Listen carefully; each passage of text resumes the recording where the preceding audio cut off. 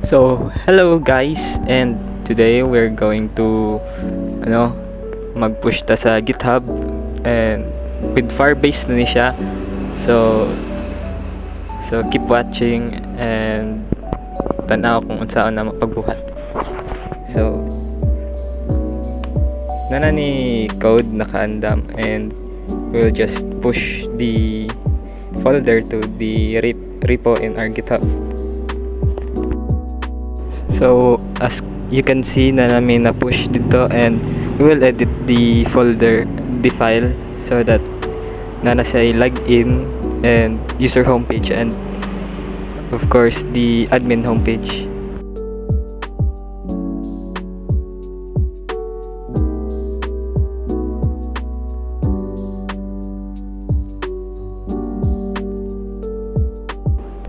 In this part is we prepare the deployment in pipeline.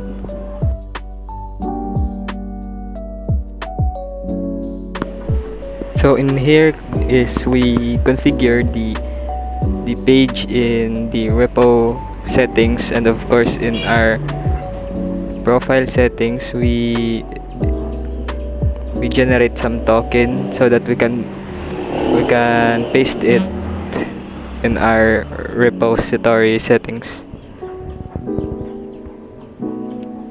We name it my token and paste the token.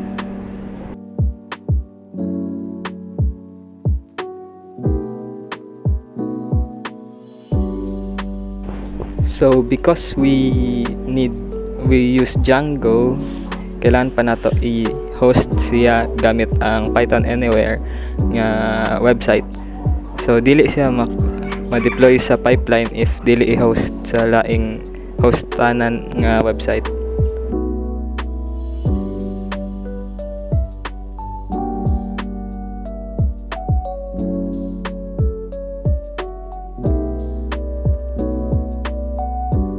So on this part is we adjust the speed kay dagan kay migsayop diri, but we want you to see sa among sayop.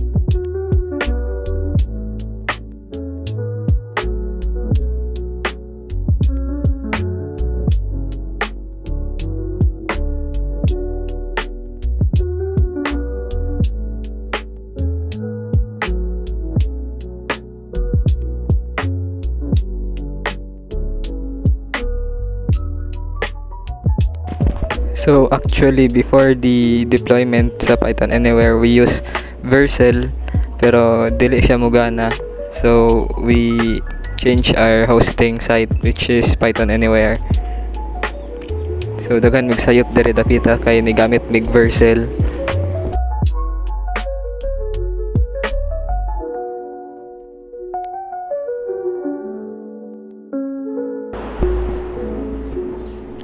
So in here is we rerun the jobs because we are using nasa Python Anywhere, and as you can see nasa about makita na ang name sa link sa amo ang domain name, which has a Python Anywhere nga ngan.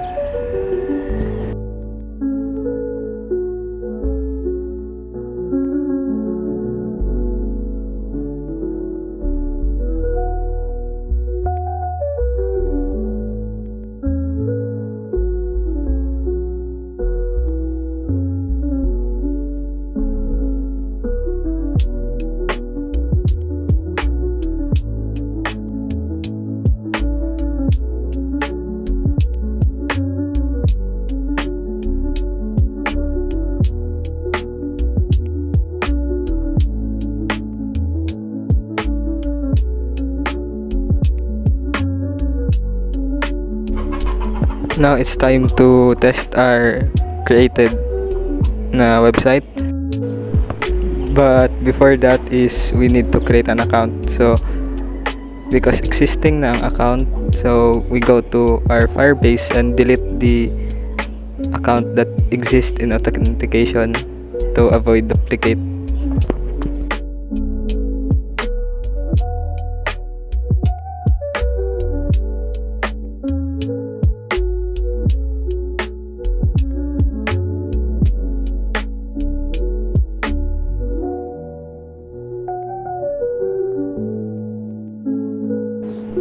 So, and now we need to create the account.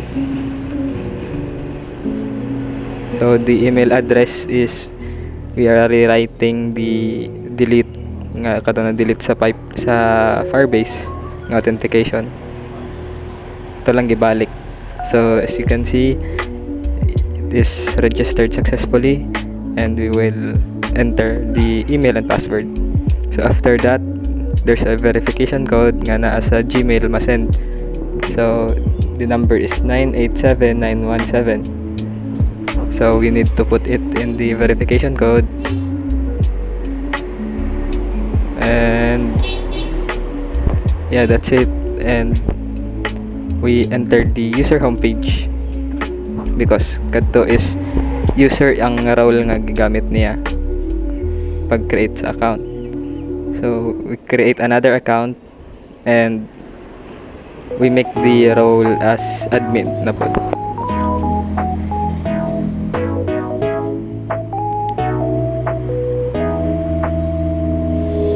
Select the role as admin. So atong created na account nga dyan Roland Abad is admin. So we input the credentials and we log in, and again there's an OTP verification code, and it is 988417 472 I mean. And of course na send ang OTP verification code sa account nasa Firebase. Tara ang OTP, so na-send siya. So after that, if successful ang pag-login, mawala ang OTP.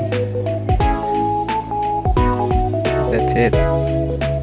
So money ang role sa admin, makita niya ang mga ni-sign up tanan nga user. So that's it guys. Thank you for watching, and yeah.